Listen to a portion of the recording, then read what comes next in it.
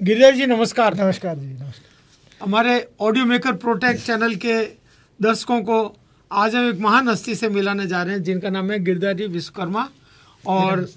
और इनका परिचय देना तो बहुत मतलब समझ लो कि सूरज को दीपक दिखाना, क्योंकि इनके पास में पुराने से पुराने रिकॉर्ड्स का कलेक्शन है। हिंदुस्तान में सबसे ज़्यादा कलेक्शन इनके पास में।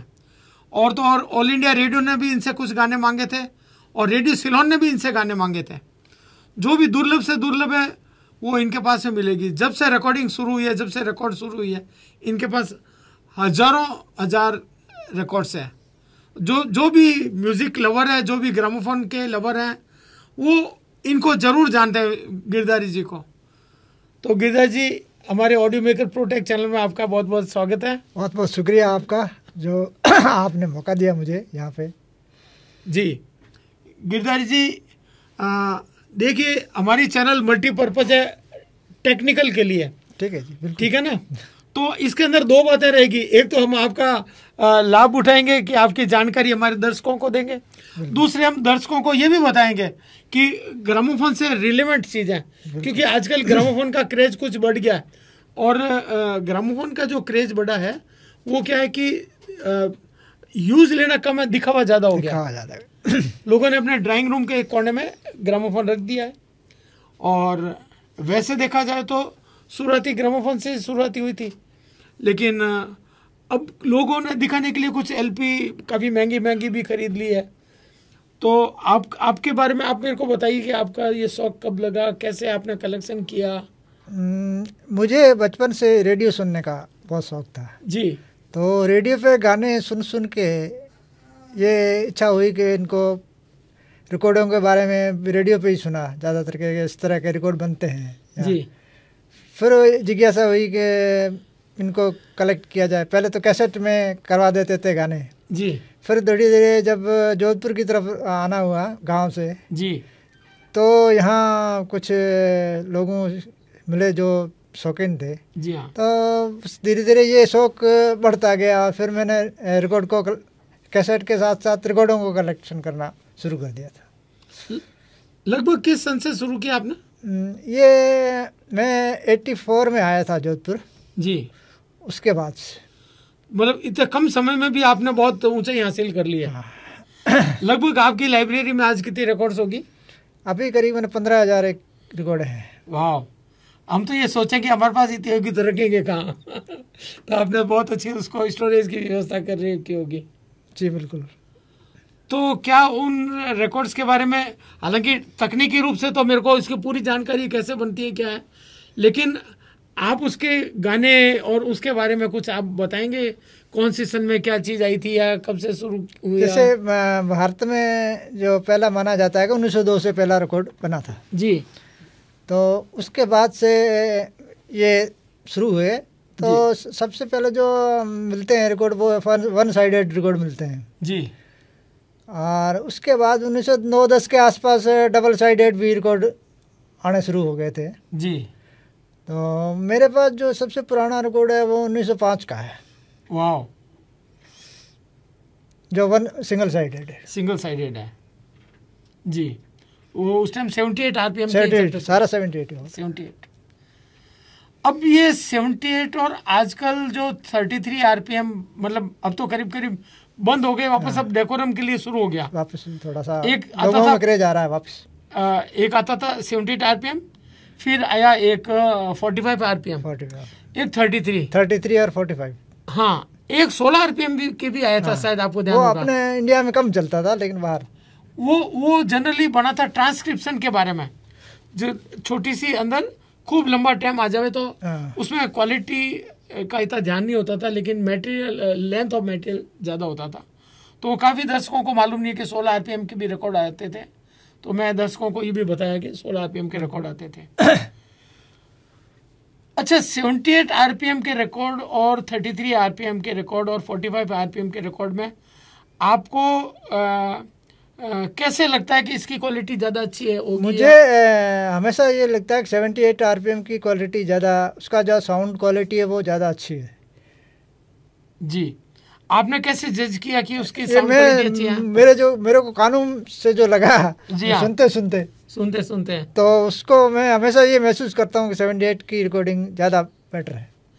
अच्छा, क्या आपने ये भी गौर किया कि 78 में तो क्योंकि आरपीएम वो चाबी वाले रिकॉर्ड पेयर ही होते थे, तो जनरली एक गाना ही आता था एक साइड में, है ना, इसलिए उसमें कोई वो तकनीकी ज़्यादा उसमें पीएचडी की ज़रूरत नहीं है। लेकिन क्या आपको मालूम है कि जो 33 आरपीएम में रिकॉर्ड आया था, तो इसके अंदर जो ट्रैक यानी जो पहला गाना और जो लास्ट गाना जो आता था, तो उसके अंदर क्या आपको ध्यान है कि एक ही क्वालिटी आती थी? ऐसा महसूस तो नहीं होगा क्वालिटी में फ़र्क आ रहा है पहले में या लास्ट में। जी, तो अब इसका मैं तकनीकी पहलू भी आपको बताता हूँ। बिल्कुल, आप ज़्यादा जानते होंगे इसकी तकनीकी के बारे में क्योंकि दोनों का कॉम्बिनेशन होना चाहिए। तो सीधा सीधा बताता हूँ, मैं ये दिखा रहा हूँ, ये आपको, ये देखिए, आपको मैं रिकॉर्ड दिखा रहा हूँ। ये है एक एलपी यानी long play record. Long play record 3313 यानी 33 प्लस एक आरपीएम का 130 सभी, तो 3313 आरपीएम इसका एग्जैक्टली इसकी स्पीड होती है। और जैसे कि विश्वकर्मा जी ने बताया 78 आरपीएम में क्यों क्वालिटी आती थी 78 आरपीएम के अंदर, क्योंकि उसके अंदर ये होता था, 78 आरपीएम के अंदर ये होता था कि तेज तेज चलने से उसकी लेंथ ऑफ ट्रैक लंबा हो जाता था और उसका पिच भी बड़ा होता था। तो उसके कारण क्या था कि उसकी हाई फ्रिक्वेंसी, उसके अंदर एक्सटेंडेड हाई फ्रिक्वेंसी भी आ जाती थी, जो कि छोटे के अंदर लेंथ में नहीं आती है। तो अब एलपी में भी क्या होता है, तकनीकी रूप से मैं बता रहा हूँ, जो आउटर ट्रैक है वो घूम करके ये मान लो एक रिवॉल्यूशन लेता है, तो इसकी जो इसका रेडियस के हिसाब से इसकी लेंथ जो होती है और इनर ट्रैक की जो लेंथ होती है कम। तो डेफिनेटली अगर टेक्निकल में जाएं, हालांकि कानों को सुनाई नहीं देता है, लेकिन ये वैज्ञानिक तौर पे साइंस में बताया जाता है कि जो आउटर ट्रैक में हमेशा थोड़ी गाने भी ऐसे डालते हैं जिसकी बहुत डिटेल होती है और अंदर के ट्रैक में थोड़ी सी डिटेल कम हो जाती है क्योंकि उसका ट्रैक लेंथ कम हो जाती है। ये इसका एक अलग पहलू है जो शायद कई लोगों को मालूम नहीं होगा जो मैं बता रहा हूँ। जी विश्वकर्मा जी, तो बिल्कुल आपने अच्छी जानकारी दी दर्शकों को कि ये चीज़ें डिफरेंट करना थोड़ा मुश्किल होता है आम आदमी के लिए। आम आदमी के लिए तो जो लवर है ना, जो 78 आरपीएम का कई ग्रुप बने हुए हैं बिल्कुल, तो वो कई ग्रुप वाले मेरे भी परिचित हैं। तो कभी कभी मैं उनके आगे बीच में उनकी बातचीत हो जाती है, तो वो क्या यार कभी आप ये सब लोगों के, हमारे को तो आपने बता दिया लेकिन दूसरों को कहीं मालूम नहीं है, तो उसको भी बताओ। तो वो मैंने ये आपने जो बताया है, मतलब ये कई लोगों को क्या आमतौर से नहीं मालूम होता है। जी, टेक्निकल बात है, ये मालूम नहीं होती है। अच्छा, अब एक और बात होती थी कि 78 आरपीएम बंद क्यों हुई, बंद क्यों? अभी भी लोग उसके लवर हैं 78 आरपीएम के, 78 के लवर है, तो लवर हैं 78 आरपीएम के, लेकिन 78 आती नहीं है। अब शुरू में जो आती थी सेलेक्ट की रिकॉर्ड, या उसको लाख बोलते थे, सेल और लाख है, सेल और लाख। तो वो क्या होता था कि सेल जो है वो एक तरह से पेड़ के अंदर से एक रस निकलता था जिससे चूड़ियाँ भी बनती है, लाख की चूड़ी बोलते हैं ना, तो उसका कई लोग आज उसको पत्थर की रिकॉर्ड भी बोल देते हैं, है ना, पत्थर की रिकॉर्ड, जो काफ़ी लोग उसको पत्थर की रिकॉर्ड बोलते हैं, और वो ब्रिटल होती है, गिरते ही जड़ टूट जाती है क्योंकि लाख की फ्लेक्सिबिलिटी नहीं होती है। उसके लिए लोगों ने क्या किया, साइंटिस्टों ने, कि उन्होंने पीवीसी की रिकॉर्ड बनाई। तो ये जो रिकॉर्ड है ये पीवीसी की रिकॉर्ड है, तो इसके अंदर थोड़ी फ्लेक्सिबिलिटी होती है और छोटी मोटी गिरने से टूटती नहीं है। ये एक इसका फायदा है। लेकिन एक नुकसान और भी है रिकॉर्ड के अंदर। एक नुकसान है कि आपको बहुत ध्यान रखना पड़ता है, माइक्रो ट्रैक है इसके अंदर, बहुत नज़दीक है, डस्ट बहुत ज़्यादा चली जाती है, तो वो बहुत ध्यान देने की पड़ रही है, क्योंकि कोई रिकॉर्ड एक साइड में 30 मिनट को भी क्रॉस कर जाती है। ऐसी भी एलपी है एक साइड में 40 मिनट की है, और तो क्योंकि 40 मिनट के अंदर वो जब ट्रेवल करता है तो बहुत क्लोज ट्रैक लेने पड़ते हैं। तो एक ये तो बात हो गई टेक्निक की। अच्छा, दूसरी ये बात है गिरधारी जी कि जो 78 आरपीएम की रिकॉर्ड होती थी, तो उसके लिए जब शुरू में बनाए गए थे, ये ऐसे ऐसे पिकअप होते थे, ऐसे ऐसे पिकअप होते थे, जिसके अंदर क्या था कि ये माउथ पीस होता था। मैं ये बड़ा ग्रामोफोन नहीं ला सकता हूँ, इसलिए मैंने दर्शकों को डिटेलिंग के लिए ये बहुत है, दिखाने के लिए ये बहुत है। तो इसके अंदर एक डायफ्राम होता है, और ये देखो कि जो इसकी आर्म है, टोन आर्म है, तो टोन आर्म एक पाइप है जो एक्सपोनेंशियल यानी कि बढ़ती हुई, तो यहाँ से हमेशा टोन आर्म पतली मिलेगी, पीछे जाते जाते बढ़ जाएगी, और वो बढ़ने के साथ क्या होगा कि इसकी वॉइस जो एम्पलीफाई होती रहेगी। जैसे अभी ये रिकॉर्ड है ना, ये सुई है, रिकॉर्ड पे चलती है, क्योंकि मेरे माइक इसको सुन रहा है। तो अगर हम इसको बंद कर देंगे तो उतनी आवाज नहीं आएगी, और आगे जाकर के बड़ा और ना जाता है तो बहुत अच्छी आवाज बन पड़ती है। मैं वो क्लिप भी सुनाऊंगा जो ग्रामोफोन के ऊपर कैसी आवाज आती है। तो इसके अंदर क्या होता था गिरधारी जी कि इसका प्रेशर बहुत रहता था, तो रिकॉर्ड भी बहुत ज्यादा घिस जाती थी, रिकॉर्ड को नुकसान पहुंचता था, बहुत नुकसान पहुंचता था रिकॉर्ड को। लेकिन ये कि होना है तो होना, और कोई अल्टरनेट सुनना है तो फिर क्या, सुनना है तो सुनना है सुनना है। तो हर बार में काफी रिकॉर्ड घिस जाती थी।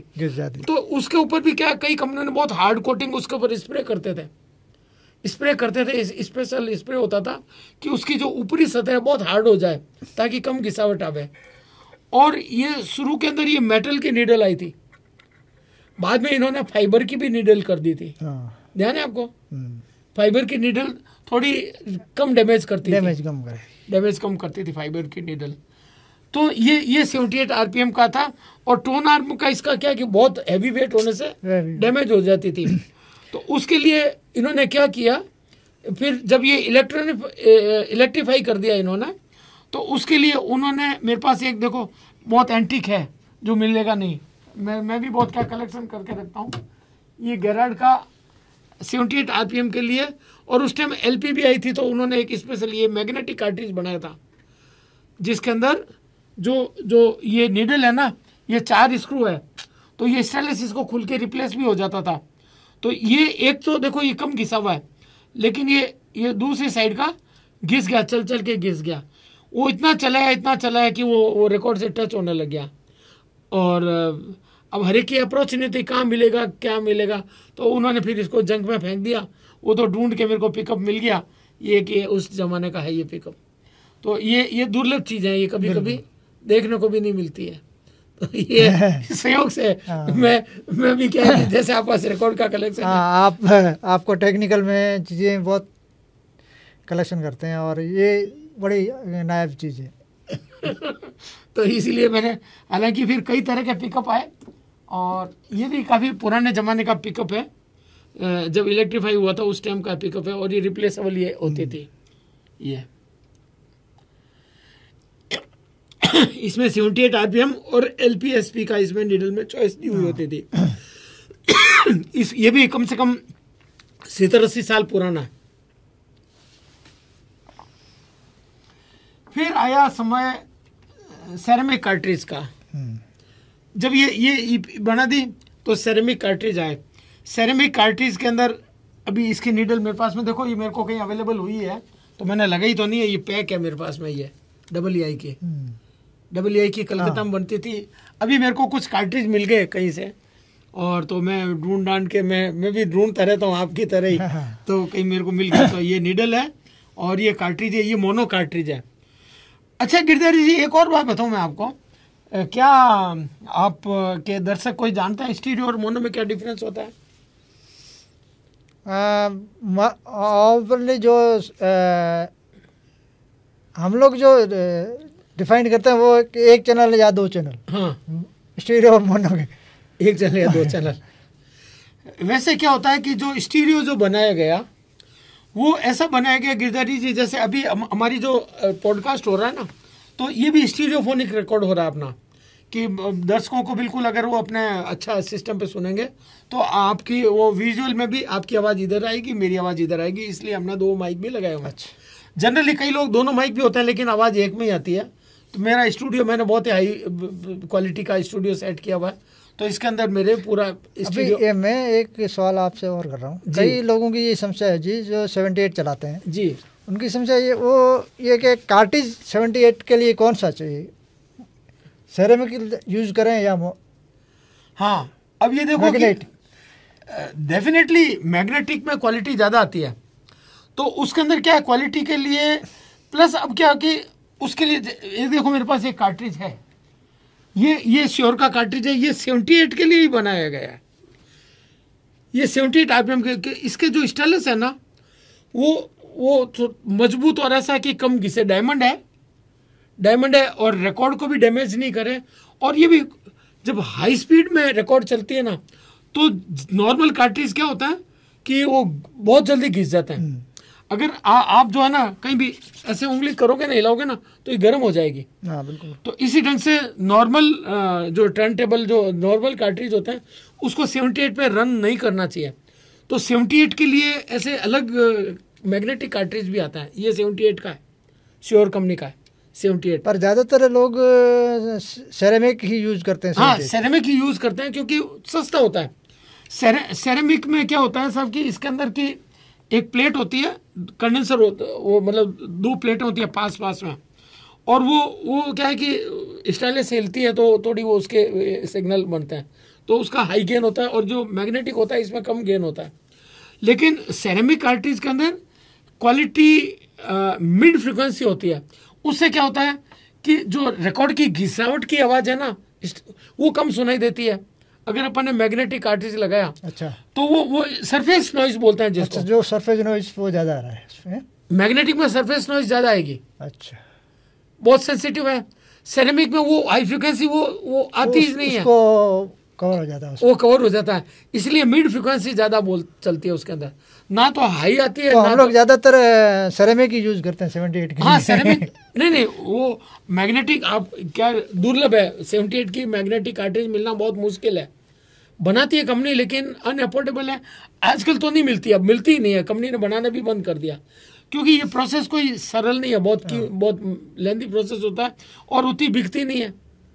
मैं भी चुक के मैं सिंगापुर से लेके आया कार्ट्रिजेस, और मेरे पास में तो मैंने देखिए कि ये मैंने लेकर के आया, ये कार्ट्रिज श्योर कंपनी की ये V15 एक माइलस्टोन कार्ट्रिज, यानी कि मैंने मेरे ब्रदर को बोला, मेरे ब्रदर सऊदी अरब में थे उस टाइम में, उन्होंने एक डॉक्टर था अमेरिकन, वो सलमजर कंपनी में, उन्होंने उसको बोला कि भाई मैंने मेरे भाई साहब को बोला कि मेरे को ये कार्ट्रिज लेनी है, चाहिए मेरे को, जब मैं विदेश में नहीं जाता था उस टाइम की बात है।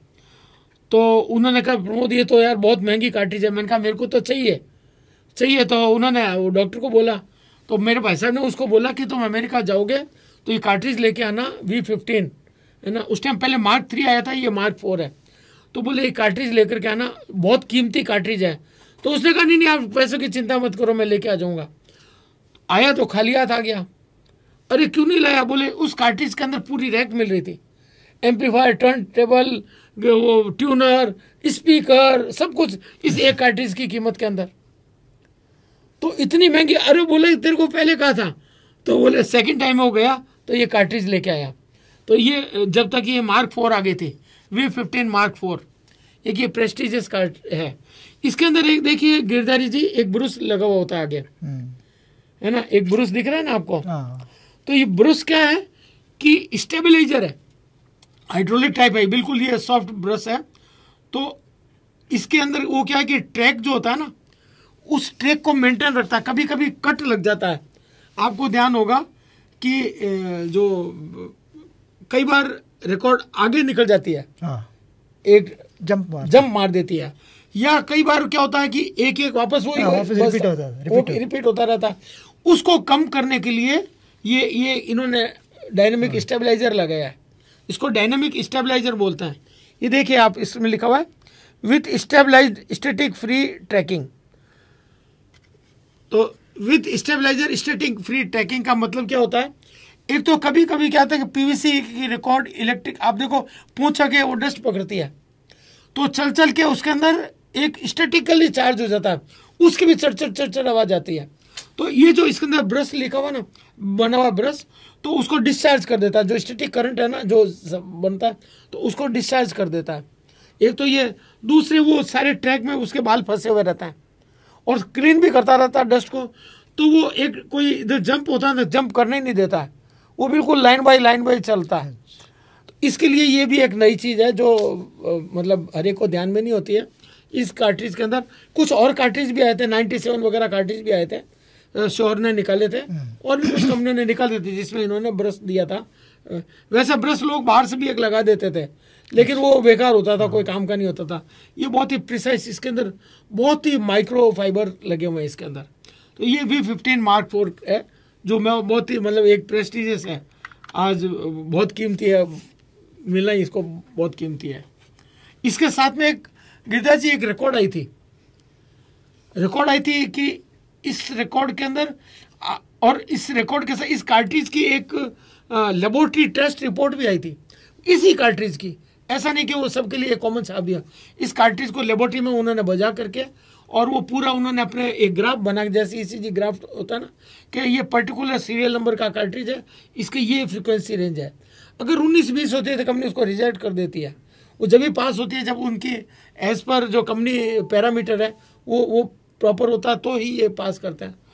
और रिकॉर्ड के अंदर अलग अलग फ्रीक्वेंसी भी भरी हुई है, अलग अलग लेवल के ऊपर भरी हुई है कि आप अपना सिस्टम कैलिब्रेट कर लो कि आपको 0 डेसिबल है, माइनस में एक्स्ट्रा है, ये ट्रम्पेट की आवाज़ है, लेफ्ट है, राइट है, चैनल आपका जो कार्ट्रिज को अलाइन कर लो।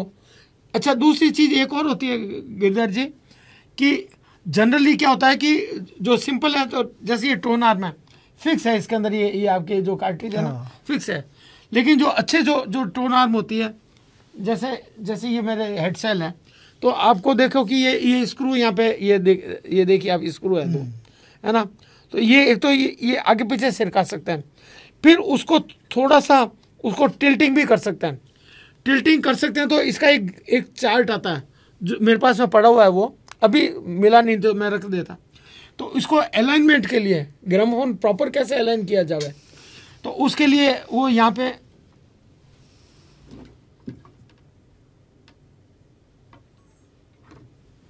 उसको यहाँ पे रख करके और जो टोन आर्म होती है उसको रख के और बिल्कुल उसके अंदर लाइनें दी हुई होती है कि वो कार्ट्रिज बिल्कुल उसके पैरेलल आना चाहिए। तो आप उसको वो शिफ्ट कर दो हर एक। और इसके हेड सेल है जैसे ही है, ये बहुत high quality turntable high quality tone arm है।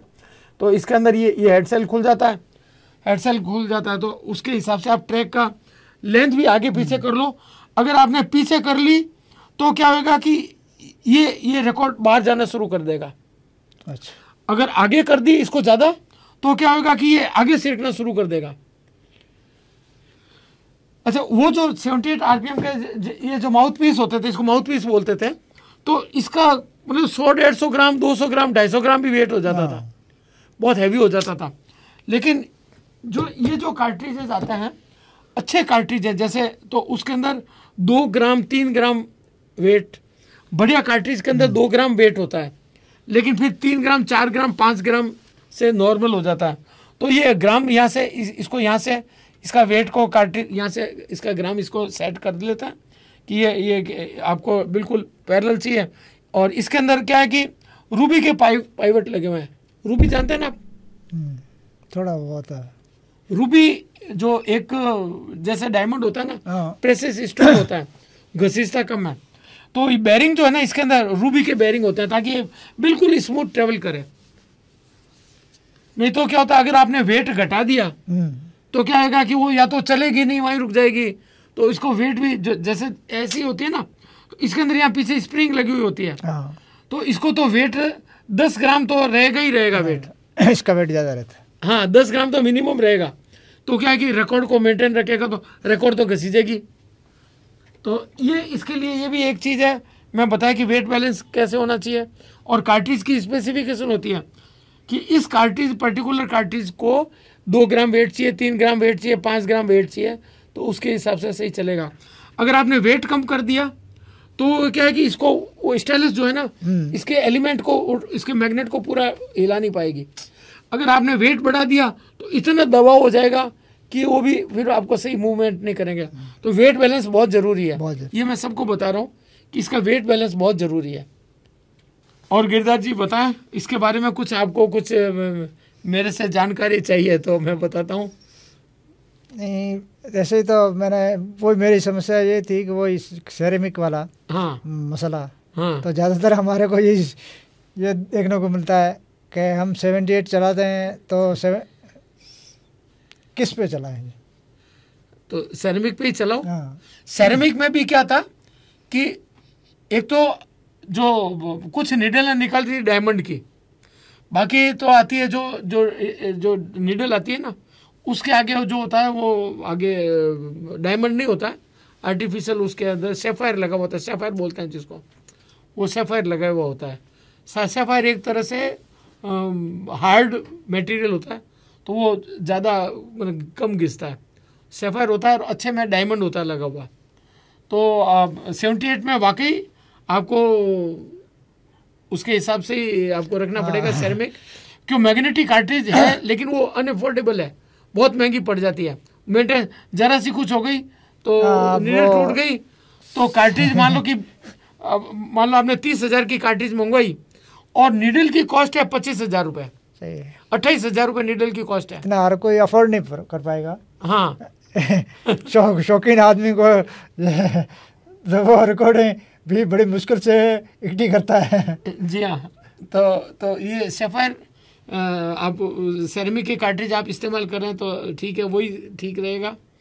और एक और चीज़ बता दूं कि जनरल जो ग्रामोफोन पहले आते थे चाबी वाले, हकीकत ये है कि वो बहुत स्टेबल रहते थे चाबी वाले रिकॉर्ड प्लेयर, क्योंकि उसके अंदर हाई स्पीड वो जो एक अंदर गवर्नर होता है उसकी स्पीड मेंटेन रखता है और वो बराबर चलता था। तो एक तरह से वो डायरेक्ट ड्राइव की तरह ही काम करता है, डायरेक्ट ड्राइव ही होता है वो। लेकिन बाद में जो सस्ते आते हैं वो होता है आइडलर ड्राइव। आइडलर ड्राइव पहले सस्ते सब आइडलर ड्राइव ही आते थे। आइडलर में क्या है कि इसके जो प्लेटर को चलाने के लिए एक रबड़ का गोल वो चक्री लगती है ना, तो उसको आइडलर बोलते हैं। तो वो चक्री क्या है कि सूख जाती है, या वैसे भी क्या होता है कि जो मोटर आती थी इलेक्ट्रिकल मोटर, तो उसकी थोड़ी 50 साइकिल की वाइब्रेशन आती थी, तो वो रबड़ भी थोड़ी आप देखो कि उसके अंदर हार्ड हो जाता है, हार्ड प्रिसाइज सुने ना तो गड़गड़ गड़गड़ गड़गड़ आपको आवाज़ सुनाई देती थी, अच्छे एम्पलीफायर में सुने तो उसके लिए क्या है कि इन्होंने निकाला बेल्ट ड्राइव। जो आप भी ये जो टर्न टेबल है आपकी बेल्ट ड्राइव है, बेल्ट ड्राइव टर्न टेबल में क्या होता है कि जो रबड़ होता है ना वो कंपनसेट कर देता है। तो वो बेल्ट ड्राइव टर्न टेबल के अंदर आपके जो है मोटर की जो वाइब्रेशन वगैरह है ना वो स्मूथ हो जाती है। और इसको यहाँ मैं दिखा रहा हूँ। अब ये देखो आप कि ये जो प्लेटर है ना प्लास्टिक का, इन्होंने कॉस्टिंग के लिए प्लास्टिक का बना दिया। ये कायदे से जितना भारी होगा प्लेटर उतना ही अच्छा होता है। तो इसके अंदर ये मोटर दे रखी है, ये मोटर है और ये बेल्ट है। तो अब ये क्या है कि क्योंकि थोड़ा सस्ता है तो देख नहीं पाएंगे, दर्शक देख नहीं पाएंगे। ये यहाँ से ये मोटर चल के इसको ये चलाती है इसको। तो रबड़ के कारण जो है ना इसको वो उसको बोलते हैं रंबल और वोव एंड फ्लोटर, तीन चीज़ होती है। रंबलिंग वो जो थोड़ा बहुत आगे पीछे जाता है वो रंबल होता है, और एक वोव एंड फ्लोटर भी होता है। कोई रिकॉर्ड बैंड खाई होती है, कभी आप देखना कि ऊंचा नीचा होती है। तो ऊंचा नीचे होने से जो कार्ट्रिज के ऊपर अननेसेसरी वो रिकॉर्डिंग नहीं है, लेकिन वो उसको प्रेशर डाल रहा है। प्रेशर डालने से एक वो नया डिस्टॉर्शन शुरू हो जाता है, जिसके लिए कई एम्पलीफायर में रंबल और स्क्रैच फिल्टर भी दिए होते थे। वोव एंड फ्लटर कितना है तो टर्न टेबल को बताता है कि इतना वोव एंड फ्लटर है हमारे। तो वोव एंड फ्लटर इसका जो टर्न टेबल की प्लेटर है ना उसके ऊपर डिपेंड करता है कि वो कितनी स्टेबल रखती है। तो ये तो belt drive turn table, idler तो अब करीब करीब बिल्कुल ही खत्म हो गई क्योंकि अब रबड़ मिलता ही नहीं है। तो ये बेल्ट ड्राइव टर्न टेबल बताई मैंने थोड़ी आपको, और ये मोटर से उसे चलती है। और जो अब इसका तो वेट कितना होगा, बहुत कम है। इसका तो 50 ग्राम वेट होगा इसका। और जो अगर बढ़िया टर्न टेबल अपन लेता है तो ये साइज है, ये 13 इंच का है, इसका प्लेटर 13 इंच का है। और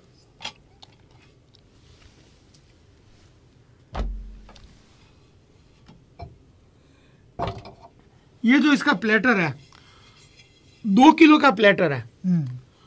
और ये सीधी मोटर है, डायरेक्ट इसके अंदर मोटर है। तो क्या होता है कि कोई तरह का वाइब्रेशन वगैरह नहीं आता। और इतना इसका हैवी वेट है, फ्लाईव्हील एक्शन रहता है कि छोटा मोटा कोई फ्लक्चुएशन होता तो इसकी स्पीड मेंटेन रहती है। और इसके अंदर भी जो उन्होंने जो नीचे बॉल लगी हुई है, जिसका इसके ऊपर आपको बहुत ही हाईली लुब्रिकेटेड इसका बुश होता है ताकि उसके वो चाल नहीं आवे। और यहाँ मैग्नेट है इसके अंदर जो डायरेक्ट ये मोटर ही चलती है। तो इसके अंदर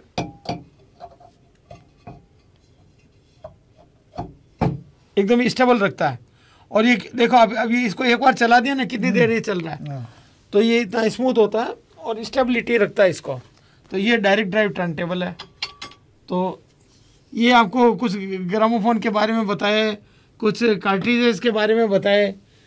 और बहुत अच्छा लगा। ये एक तरह का नॉलेज जो है, जो शौकीन है ग्रामोफोन रिकॉर्ड के या रिकॉर्ड कलेक्शन करने के लिए, उनके लिए एक बहुत महत्वपूर्ण जानकारी है जो आपने दी। अच्छा, अपन एक बीच में बात छूट गई थी स्टीरियो की बात छूट गई थी। तो क्या होता है कि मैं इसका वो अलग से क्लिप बताऊंगा दर्शकों को कि जो ट्रैक होता है एक नहर की तरह वी शेप में होता है, कटिंग जो होती है। तो उसके अंदर 2 जो सरफेस होती है आजू बाजू की, वो सरफेस में क्या होता है कि जो कटर शुरू में रिकॉर्ड बनती है, आपको ध्यान है रिकॉर्ड कैसे बनती है? नहीं ध्यान है ना? तो काफी लोगों को ध्यान है रिकॉर्ड कैसे बनती है। रिकॉर्ड बनाने की प्रक्रिया तो जटिल प्रक्रिया है।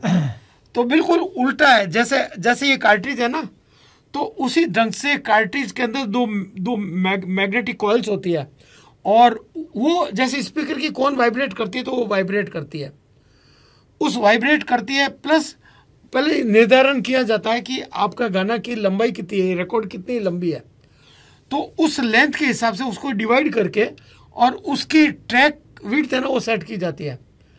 कि अगर मान लो कि आपका 3 मिनट का ही गाना है तो टोन आर्म यहाँ से चल के आएगी, जब 3 मिनट में खत्म हो जाएगी तो उसकी जो ट्रैक विड्थ है ना, वो ट्रैक विड्थ कम है, मतलब ट्रैक विड्थ ज़्यादा है।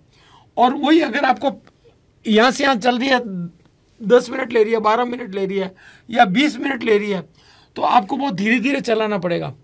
तो पहले तो गाने देखा जाता है कि इसमें रिकॉर्ड में कितने गाने डालने हैं, कंपनी बनाती है जब। फिर उसकी जैसे लेथ मशीन होती है ना, तो लेथ मशीन की तरह उसका एक लेथ मशीन होती है, वो भी मैं बता दूंगा। तो लेथ मशीन के ऊपर इसका जो हेड ट्रेवल करता है, कटर हेड बोलते हैं जिसको। तो वो कटर हेड क्या है कि एक सॉफ्ट वैक्स की डिस्क होती है, तो वो डिस्क क्या है कि अपनी जगह वो चलती रहती है और उसके ऊपर वो कटर जो है ना, उसको वो वैक्स को काटता रहता है। और साथ में सक्शन होता है बहुत हाई प्रेशर का, तो जो उखड़ा हुआ वैक्स होता है वो सारा उसमें खींचता रहता है। अच्छा। रिकॉर्ड के अंदर। तो ये जो शुरुआती डिस्क होते हैं वो वैक्स की रिकॉर्ड बनती है, मोम की बनती है। बहुत हार्ड मोम होता है, बहुत स्पेशल हार्ड मोम होता है और बहुत ही प्रिसाइज होता है, एकदम बिल्कुल डस्ट फ्री माइक्रो। यानी कि अभी भी अपन घर में देखते हैं कभी खिड़की में से लाइट आती है तो अपन को कुछ छोटे मोटे माइक्रो तैरते फाइबर दिखेंगे या मिट्टी के कण दिखेंगे, लेकिन इसके अंदर बिल्कुल नहीं होता। और बहुत मॉइस्चराइज होता है एरिया पहले, ताकि उसके मॉइस्चर में कोई भी डस्ट पार्टिकल होता है ना, वो सब वो मॉइस्चर से वो भारी होकर के वो बैठ जाता है, नीचे आने ही नहीं देते। तो अब क्या होता है कि वो वैक्स से बनती है डिस्क होती है, बहुत सॉफ्ट होती है। फिर उसको क्या करते हैं, डिस्क को एक चैम्बर होता है, आजकल तो उन्होंने बहुत कॉम्पैक्ट मशीनें बना दी, पुराना प्रोसेस बता रहा हूँ मैं। तो एक बड़ा सारा एक हॉल होता है, उस हॉल के अंदर वो डिस्क, वो जो वैक्स की डिस्क है ना, जैसी डिस्क है वैक्स की, तो ऐसे उसको रख दी जाती है। और बहुत फाइन ग्रेफाइट पाउडर होता है, दुनिया में सबसे बारीक पाउडर होता है ग्रेफाइट का। वो ग्रेफाइट का पाउडर का बिल्कुल ऐसा स्प्रे होता है कि धीरे धीरे धीरे धीरे वो नीचे, अपन को लगता नहीं कि कोई वो आ रहा है, तो धीरे धीरे धीरे धीरे नीचे आता रहता, नीचे आता रहता, वो स्लोली स्लोली उसके अंदर वो पूरी डिस्क के ऊपर वो डिपॉजिट होता रहता है, थोड़ा थोड़ा थोड़ा थोड़ा। ग्रेफाइट क्या होता है कि इलेक्ट्रिकल कंडक्टिव होता है, बिजली का सुचालक। वो ग्रेफाइट उसके अंदर जब डिपॉजिट हो जाता है पतली सी लेयर, तो उसको डाल देते हैं, फिर उसको तार लगा करके और प्लेटिंग में डाल देते हैं, उसके ऊपर एक वो कॉपर की प्लेटिंग करते हैं बहुत पतली सी, फिर उसके ऊपर स्टील की प्लेटिंग करते हैं। स्टील की प्लेटिंग करके उसको बहुत हार्ड प्लेटिंग बना करके उसकी रिवर्स डाई बन जाती है। अच्छा, ये जो ग्रू अंदर देगा ना, वो ग्रू उसके में बाहर आ जाता है, वो उसको बहुत हार्ड ऊपर क्रोम बहुत हार्ड क्रोम की डाई बना देता है। उसके बाद में पीवीसी आता है और वो डाई से उसको पिघला हुआ पीवीसी होता है ना, फिर वो डाई से उसको प्रेशर कर देता है, तो एक डाई नीचे की बनती है, एक डाई ऊपर की बनती है।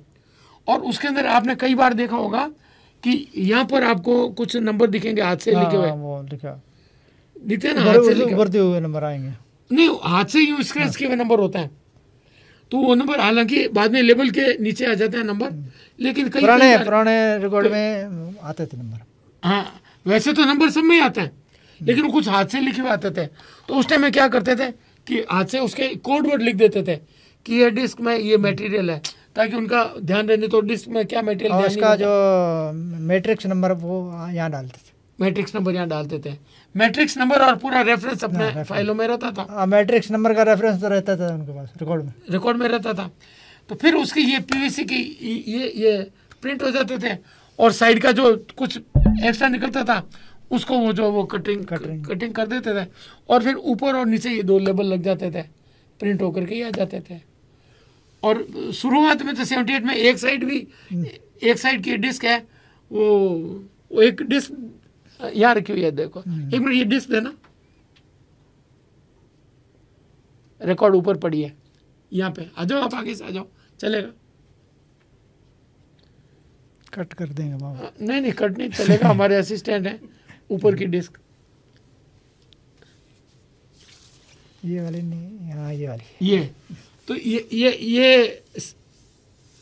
एक साइड में प्लेन है, एक साइड में प्लेन है, और एक साइड में ग्रूव्स हैं, ये ना, ये देखो आप, एक साइड में ये इन्होंने कंपनी का नाम लिख दिया यहाँ पे, है ना, ग्रामोफोन लिख दिया, और एक बेबी है ना, इनका लेबल है, ये लेबल है, और यहाँ पे एक साइड में ग्रूव्स है, और ये नंबर है इसके प्रेस हुए हुए। तो ये एक साइड में नंबर आते थे, यहीं पे नंबर डालते थे, यहाँ पे नंबर डालते थे, यहाँ भी डालते थे ये। फिर उन्होंने क्या किया कि दोनों साइड में देना शुरू कर दिया। तो ये पुरानी हिस्ट्री है, और ये है 12 इंच की, 78 आरपीएम की 12 इंच की, आम करके 10 इंच की होती है। तो ये शुरुआती के तौर पे तो बड़ी एंटीक है, मैंने इसको संभाल के रखी हुई है, कहीं मेरे को मिल गई थी कुछ रिकॉर्ड्स, तो मैं लिया था। एक 15 इंच की भी थी, लेकिन वो कुछ तो क्रैक हुई थी वहीं पे जिनसे मैं लेकर गया, और कुछ यहाँ लाते लाते रास्ते में भी उसके टुकड़े हो गए, चिपकी भी नहीं, वो खराब हो गई। वो 15 इंच की थी, इससे बड़ी थी वो रिकॉर्ड। तो ये 78 आरपीएम का है। स्टीरियो के अंदर ये होता था गिरधर जी कि ये मोनो कार्ट्रिज है, इसमें 2 तार होता है, 2 तार, तो एक ही पूरा आवाज सुनाई देती है। स्टीरियो के अंदर ये होता है कि आपको जैसे एक ऑर्केस्ट्रा बज रहा है, एक गायक गा रहा है, एक साइड में तबले वाला बजा रहा है, एक साइड में मान लो कि वायलिन बजा रहा है। तो जब वो 2 माइक लगा के रिकॉर्डिंग करते थे, जिससे क्या होता था कि जब सुनते थे तो आपको ऐसा ही लगता था कि तबला इधर बोल रहा है, और वो गिटार या जो वायलिन है उधर बोल रहा है, सिंगर है बीच में बोल रहा है, या 2-3 लोग होते थे, तो इधर अलग आवाज आ रही है, इधर अलग आवाज आ रही है। तो ये विदेशों में काफ़ी टाइम से शुरू हो गई थी, लेकिन भारत के अंदर सबसे पहले स्टीरियो रिकॉर्ड बनी थी जल बिन मछली नृत्य बिन बिजली की पहली, तो उसके अंदर स्टीरियो था, तो बड़ा अच्छा लगता था, वो दोनों में अलग अलग म्यूजिक आते थे। तो उसके बारे में मैंने कुछ वर्णन तो मेरे पहले वाले में किया है, तो उसको मैं आगे समय नहीं खराब करूंगा बताने का। तो उसके अंदर यही है कि अपन को पूरा स्पेक्ट्रम मिलता है स्टीरियो का। तो स्टीरियो 78 में तो मेरी नॉलेज में नहीं है कि स्टीरियो आए थे, नहीं, मेरी नॉलेज में नहीं है। लेकिन 45 आरपीएम में और 33 आरपीएम में स्टीरियो आ गए थे। हिंदुस्तान में सबसे पहले जलबिंद मछली नेत्र में बिजली आई, उसके बाद में सेकंड जो आया वो आया शोले। शोले की जो रिकॉर्ड थी, एलपी थी, वो 1 घंटे की थी। वो बताते थे कि ये 1 घंटे का पूरा आपका जो है साउंड ट्रैक है, 1 घंटे चलती थी। और शोले की 75 में आई थी और उसी टाइम से मैंने भी कलेक्शन करना शुरू किया। तो जब वो रिकॉर्ड बजती थी तो लोग खड़े हो जाते थे वहाँ पे। साइकिल पे जा रहा, साइकिल रोक के खड़ा हो जाता, वो जब तक वो डायलॉग नहीं पूरे फिल्म सुन नहीं ले वो उसको हिलता ही नहीं था। ऐसा उसने वो रिकॉर्ड ने बना करके रखा था। तो ये रिकॉर्ड की हिस्ट्री है। और कुछ मैंने कार्ट्रिजेस के बारे में भी बताया। बहुत अच्छी जानकारी दी दर्शकों को, इनके बारे में बहुत अच्छा नॉलेज मिलेगा यही उम्मीद करते हैं। आपका बहुत धन्यवाद गिरधर जी, ये आपके आने से संभव हुआ है। अच्छा, अब ये देखो एक और बताऊं, ये गिरधर जी लाए ये रिकॉर्ड, हालांकि मेरे पास में भी है। ये बिल्कुल देखो फ्लेक्सिबल है, इसको बाद में मैं बजा के भी बताऊंगा। यानी कि ये आप इसको यूं पापड़ की तरह फोल्ड कर लो, आप इसको गोल गोल ट्यूब में डाल दो कहीं भी, और वो और बजती भी है, बजती भी है। और ऐसी एलपी भी रंग बिरंगी भी आई थी, कोई लाल, कोई सफेद, कोई ब्लू कलर की, बहुत तरह की मेरे पास में भी पड़ी हुई है अलग अलग कलर की। अभी ट्रांसपेरेंट आने लग गए हैं। हाँ, ट्रांसपेरेंट पहले भी आई थी, है मेरे पास में ट्रांसपेरेंट भी है। और गिरधर जी आपने बहुत अच्छा रखा हुआ है, इंडियाज लार्जेस्ट इंटरनेशनल सेल का म्यूजिक इंडिया। वाह, म्यूजिक इंडिया ने निकाला ही है। मेरे पास में कुछ थी रिकॉर्ड्स ऐसी, और एक तो रेक्टेंगल, एक जैसे इनविटेशन कार्ड होता है ना, हाँ, उस तरह वैसा ही था बैंड का। लेकिन वो अनफॉर्चुनेटली वो मेरे यहाँ पानी भरने से खराब हो गया। वो चौकोर रेक्टेंगल था, 6 था बीच में, और वो सब फोटो बने हुए थे उसके ऊपर, वो चलाते थे जब वो लोग ताजुब करते रहे ये बोलता है क्या। और एक था मेरे पास में ऐसा जिसमें हिटलर की आवाज़ थी, गांधी जी की आवाज़ थी, नेहरू जी की आवाज़ थी, ऐसी ऐसी थी मेरे पास में रिकॉर्ड्स। गिरधारी जी, मेरे को लगा आपने कोई चीज़ छिपाई है। जी एक हमारे 10 अभी मैं आपकी पोल खुल गई, आपने कोई चीज़ छिपाई है, तो मैं नहीं चाहूँगा कि आप बताएं वो चीज़। ये पेपर रिकॉर्ड, हाँ, आप इसके बारे में थोड़ा ज़्यादा ही बताएंगे। तो ये पेपर रिकॉर्ड है। वो जो विश्वकर्मा जी ने एक पहले जो फ्लेक्सिबल दिखाई थी वो थी पॉलीथीन टाइप, फ्लेक्सिबल थी, लेकिन ये प्योर कागज है। कागज के ऊपर इन्होंने ये पतली सी लेयर चढ़ा करके और ये इन्होंने ये बनाई है। मेरे पास एक, मैंने गीता प्रेस गोरखपुर की कई टेपें ट्रांसफर की थी, तो जो स्पूल टेप होती है ना, वो कागज की थी। अच्छा, कागज की थी। तो मेरे चैनल में मैंने डाला हुआ है कि राम सुखदास जी के 25 साल की जब उम्र थी ना, लगभग उस टाइम की वो मेरे पास में कोई स्पूल कोई गंगा जी में डालने के लिए आ गए थे, तो वो कागज की टेप थी उसके अंदर। शुरू में कागज की निकली, बाद में पॉलिस्टीन की निकली। पॉलिस्टीन वो खींची नहीं है, टूट जाएगी, खींची जाएगी नहीं। पहले शुरू में निकाली तो खींची जाती थी, तो उसकी क्या है कि वो मैग्नेट हट जाता था और वो लेंथ बढ़ जाती थी चला के, तो बाद में उन्होंने निकाली।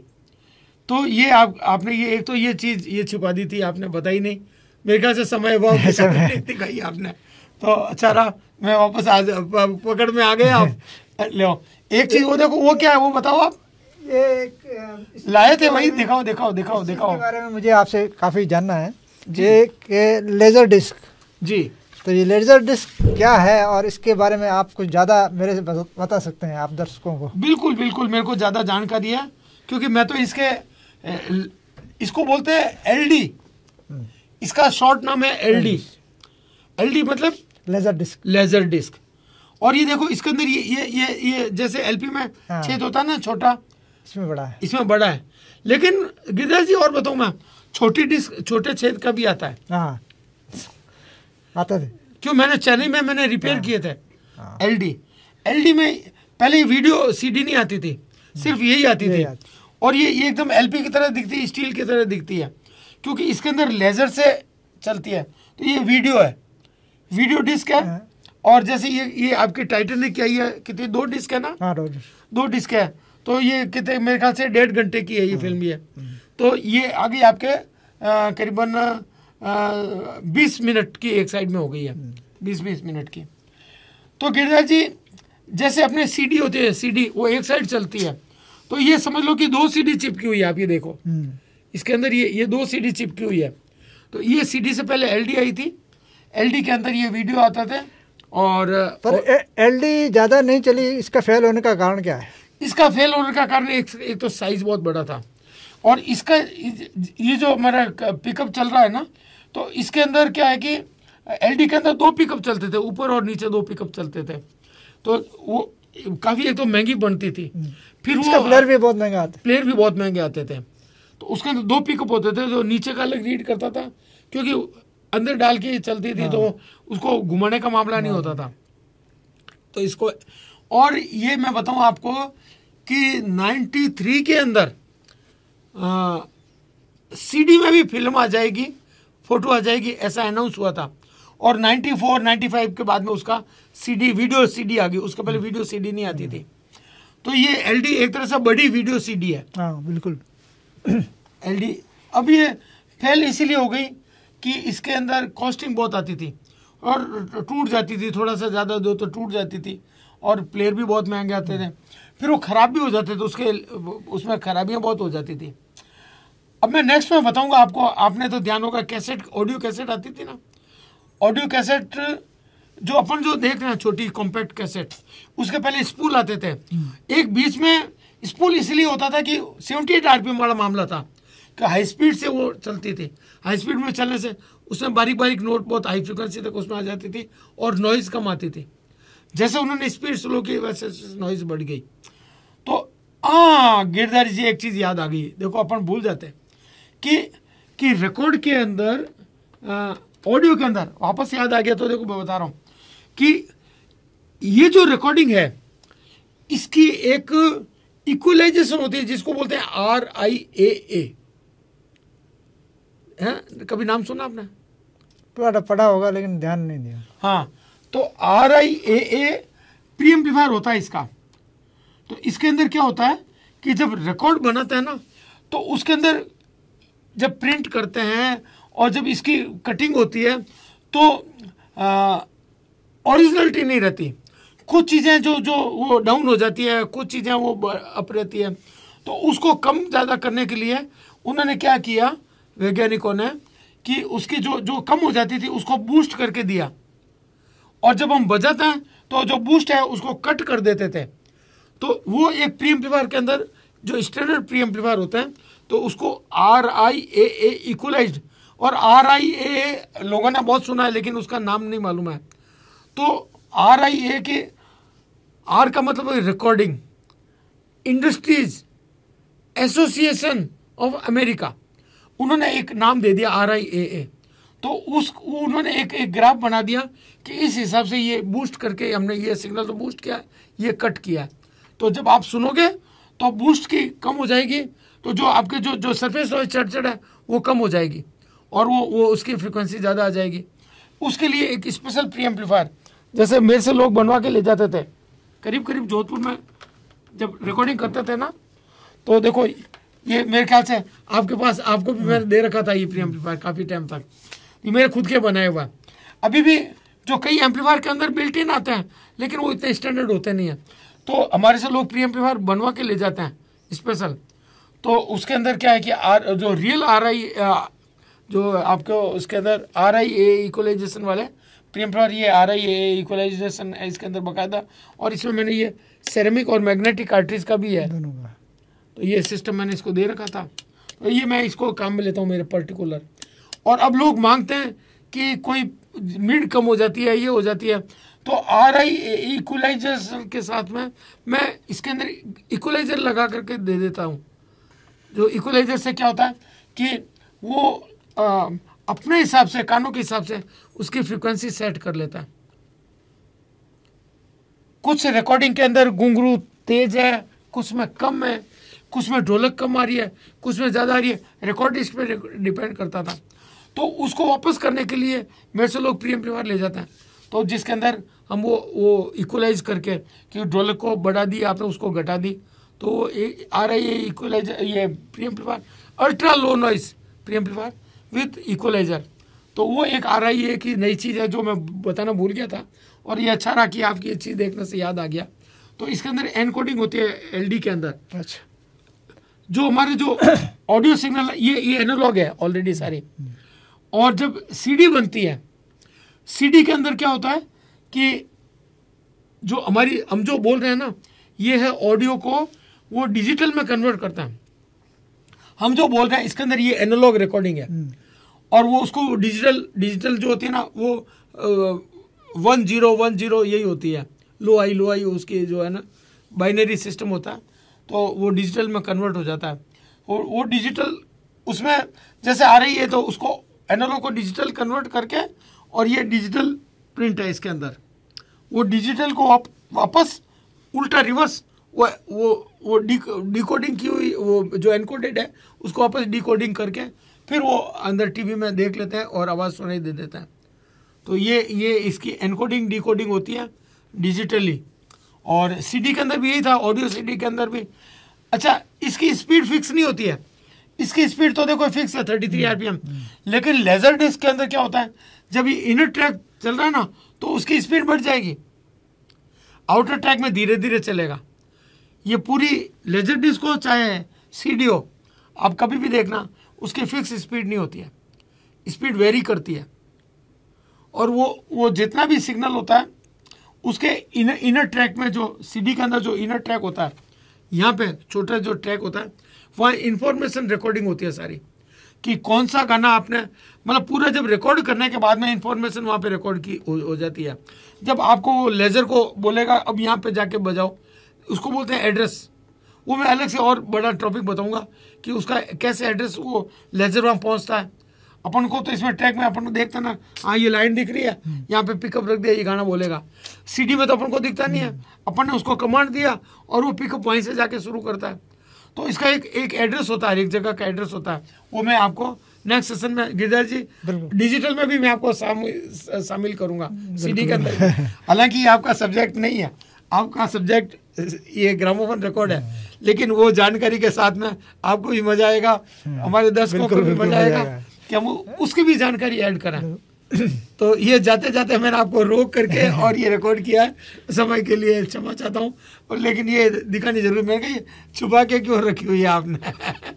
तो बहुत बहुत धन्यवाद। अच्छा, और कोई रिकॉर्ड के बारे में जानकारी देंगे क्या आप 78 की?